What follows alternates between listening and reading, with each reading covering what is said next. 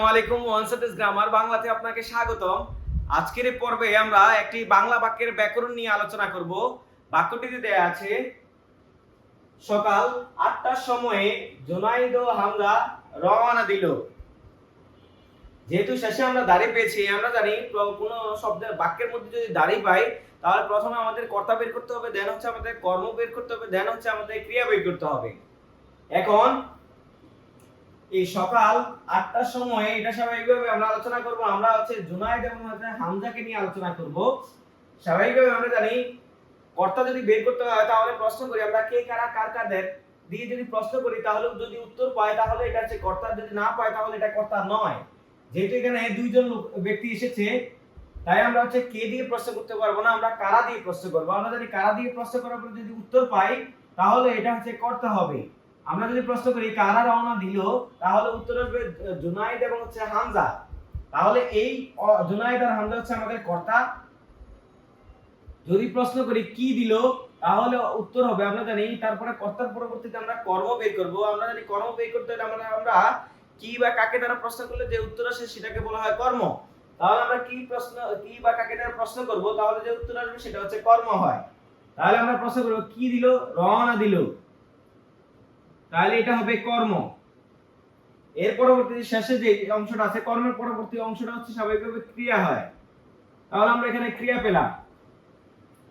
এখন এইখানে স্বাভাবিকভাবে কর্তা পেয়েছি, তারপর হচ্ছে কর্ম পেয়েছি, তারপর হচ্ছে ক্রিয়া পেয়েছি। আমরা জানি স্বাভাবিকভাবে এখানে হচ্ছে কর্তা কর্ম ক্রিয়া যদি স্বাভাবিকভাবে আমরা কোনো বাক্যের মধ্যে পাই তাহলে আমরা এটাকে বুঝি স্বাভাবিকভাবে এটা হচ্ছে কি, এটা হচ্ছে একটা বিবৃতিমূলক বাক্য। আর বিবৃতিমূলক বাক্যটা অবশ্যই কিসের অংশ হবে, এটা হচ্ছে সরল বাক্যের অংশ হবে। এখন আমরা হচ্ছে কর্ম বের করেছি, কর্তা বের করেছি। এখন হচ্ছে আমাদের এখানে সকাল ৮টা, এরপর হচ্ছে দেওয়া আছে সময়। এখানে দুইটা শব্দ আমরা জানি স্বাভাবিকভাবে কখন কোথায় কিভাবে দিয়ে প্রশ্ন করলে অথবা কেন দিয়ে যদি প্রশ্ন করি তাহলে যে উত্তর আসে সেটাকে বলা হয় ক্রিয়া বিশেষণ।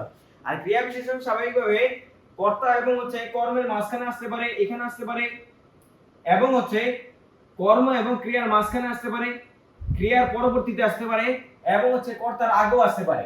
তাহলে ক্রিয়া বিশেষণ বাক্যের অনেক জায়গার মধ্যে বসতে পারে। এটা স্বাভাবিকভাবে হচ্ছে আমাদের কর্তা কখনোই, অর্থাৎ ক্রিয়া বিশেষণ কখনো কি হবে না, কর্ম হতে পারে না। এটা কর্মের অবস্থানে আসলো এটা কি হতে পারবে না, কর্ম হতে পারবে না।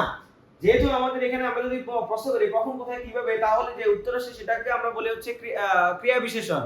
তাহলে আমরা প্রশ্ন করি কখন সকাল ৮টা, আবার যদি প্রশ্ন করি কখন তাহলে এটা হবে সময়ে। আমরা জানি যদি প্রশ্ন করি তাহলে এখানে দুইটা প্রশ্ন করেছি আমরা, কখন দিয়ে প্রশ্ন করেছি দুইটাই, যেহেতু এটা হচ্ছে ক্রিয়া বিশেষণ আর এটা হচ্ছে ক্রিয়া বিশেষণ। যে আমরা জানি একটা ক্রিয়া বিশেষণ, দুইটা ক্রিয়া বিশেষণ যদি পাশাপাশি আসে, দুইটা বিশেষ্য যদি পাশাপাশি আসে, দুইটা ক্রিয়া যদি পাশাপাশি আসে, দুইটা বিশেষণ যদি পাশাপাশি আসে, আর যদি মনে করেন আপনার যদি দুইটা ক্রিয়া বিশেষণ পাশাপাশি আসে তাহলে আমরা এটাকে কি বলতে পারি, ক্রিয়া বিশেষণ বর্গ বলতে পারি। যদি বিশেষ্য হয় তাহলে বিশেষ্য বর্গ বলতে পারি, যদি বিশেষণ হয় তাহলে বিশেষণ বর্গ বলতে পারি, ক্রিয়া বিশেষণ আসে তাহলে আমরা ক্রিয়া বিশেষণ বর্গ বলতে পারি।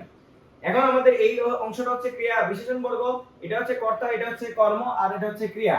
যেহেতু বাক্যের মধ্যে স্বাভাবিকভাবে হচ্ছে আমাদের এখানে একটা ক্রিয়া আছে, আমরা জানি কোন বাক্যের মধ্যে যদি একটা ক্রিয়া থাকে তাহলে এটাকে অবশ্যই সমাপিকা বলবো, যদি না থাকে তাও সমাপিকা বলবো। আর যদি একাধিক ক্রিয়া থাকে তাহলে শেষেরটাকে সমাপিকা আর বাকিগুলোকে অসমাপিকা বলবো। অসমাপিকা আর সমাপিকা মিলে যৌগিক ক্রিয়া হবে, যৌগিক ক্রিয়াটাও একটা ক্রিয়া বর্গ। তাহলে আমাদের যদি উদ্দেশ্য আইডেন্টিফাই করতে হয় তাহলে এটা হচ্ছে আমাদের উদ্দেশ্য, আর বাকি যে অংশটা আছে এটা হচ্ছে আমাদের কি হবে, বিধেয় হবে। আর এই বাক্যটা যেহেতু হচ্ছে কর্তা আছে, কর্ম আছে, ক্রিয়া আছে, এটা হচ্ছে বিবৃতিমূলক বাক্য। আর বিবৃতিমূলক বাক্য স্বাভাবিকভাবে সরল বাক্য, জটিল বাক্য এবং যৌগিক বাক্যের মধ্যে সরল বাক্যের অংশই হবে, অর্থাৎ এই বাক্যটা সরল বাক্য। এখন আমরা হচ্ছে এই বাক্যের মধ্যে স্বাভাবিকভাবে হচ্ছে এটা কি কর্তাবাচ্য না কর্মবাচ্য সেই জিনিসটা আলোচনা করব। আমরা জানি যেহেতু এটা কর্তা দিয়ে শুরু হয়েছে এটা হচ্ছে কর্তাবাচ্য, যদি কর্ম দিয়ে শুরু হতো তাহলে হতো কর্মবাচ্য। যেহেতু কর্তা দিয়ে শুরু হয়েছে এটা হচ্ছে কর্তাবাচ্য। এই বাক্যের মধ্যে এখন আমরা হচ্ছে কারক বের করব। আমরা জানি কর্তাটাই হচ্ছে কর্তাকারক, কর্মটাই হচ্ছে কর্মকারক। আর এখানে যেহেতু সকাল ৮টা এটা হচ্ছে ক্রিয়া বিশেষণ, তাহলে ক্রিয়া বিশেষণটা স্বাভাবিকভাবে অধিকরণ কারক হয়। সময়টাকে যদি আমরা কখন দিয়ে প্রশ্ন করি তাহলে এটা ক্রিয়া বিশেষণ, আর এই ক্রিয়া বিশেষণটা আমাদের কি হবে, অধিকরণ কারক হবে।